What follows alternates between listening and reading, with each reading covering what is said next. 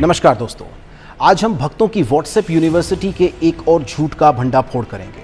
अक्सर आपने देखा होगा कि व्हाट्सएप, फेसबुक पर भक्तों की जो टोली है यानी बीजेपी की जो आईटी सेल है वो झूठ और ऐसे भड़काऊ पोस्ट शेयर करती है जिससे कि लोग गुमराह हों। आज हम ऐसे ही एक झूठ का भंडाफोड़ करेंगे। इस बार बीजेपी के सांसद और बीजेपी के कुछ बड़े नेताओं ने अपने वेरीफाइड ट्विटर अकाउंट से ऐसे पोस्ट शेयर किए जो पूरी तरह से एडिटेड थे, यानी कि उनको बदला गया था।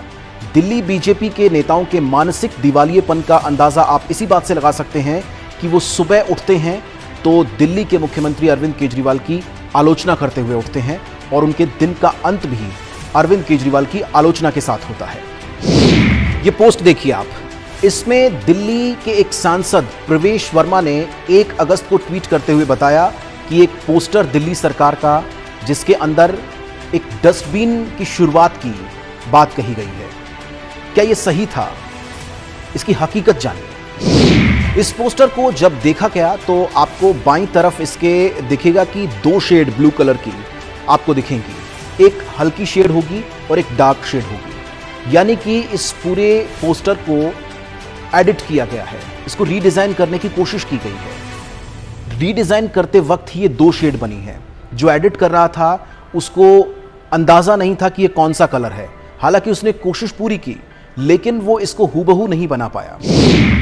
अब आप इस पोस्टर के एक और हिस्से को देखिए।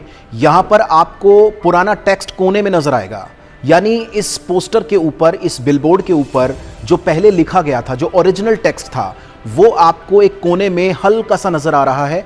यानी उसको ढकने की कोशिश की गई है। उसके ऊपर एक ब्लू कलर की लेयर चढ़ाई गई और उसके ऊपर एडिट करने वाले ने अपना टेक्स्ट लिखा। यानी कि जो बिलबोर्ड का फोटो बीजेपी सांसद प्रवेश वर्मा ने ट्वीट किया था उसके ऊपर एडिटेड टेक्स्ट था। उन्होंने अपनी मर्जी से उस टेक्स्ट को लगाया और फिर पोस्ट कर दिया। न केवल बीजेपी सांसद प्रवेश वर्मा बल्कि बीजेपी के कुछ और नेताओं ने इस बिलबोर्ड को, इस पोस्टर को शेयर किया अपने वेरीफाइड ट्विटर अकाउंट से।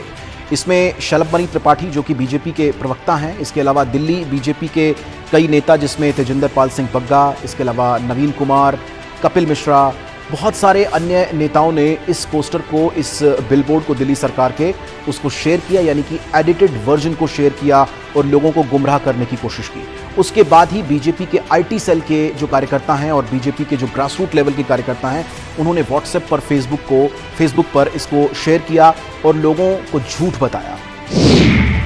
अब आपको दिल्ली सरकार के इस एडिटेड वर्जन का ओरिजिनल वर्जन दिखाते हैं। ये देखिए, यहां पर आपको 2 तस्वीरें नजर आ रही होंगी। एक है एडिटेड वर्जन जिसमें बीजेपी के आईटी सेल ने उसको एडिट किया, उसमें अपनी मनमर्जी का टेक्स्ट डाला और फिर उसको फैला दिया, यानी कि झूठ फैलाया। और एक तरफ है वो ओरिजिनल एडवर्टीजमेंट दिल्ली सरकार का जिसमें कोरोना प्रभावित परिवारों को वित्तीय सहायता की बात की गई थी।